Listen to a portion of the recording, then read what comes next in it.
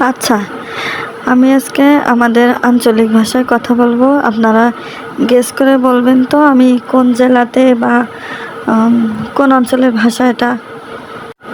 তেলের মধ্যে যে একটু লবণ আর একটু হলুদের গুঁড়ো দিয়ে আলুগুলো ভেজে নিচ্ছি। আপনারা কোন তো দেখি এই আলুগুলো আমি কি রান্না করার জন্য ভাজতেছি, কে কে বলতে পারবেন। আর আমার মানে আঞ্চলিক যে ভাষা আমি কথা করছি, এই কথা শুনে কোন দিনই আমি কোন জেলায় বাস করি অবশ্যই কমেন্টে কইয়া যাবেন। কিন্তু এই আলুগুলো আমি হালকা করে ভেজে নিচ্ছি গোস্ত রান্নার জন্য।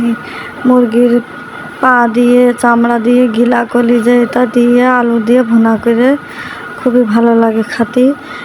এটা আমাদের বাড়ি প্রায় রান্না করা হয়। আমার বাচ্চারাও পছন্দ করে, আমিও পছন্দ করি।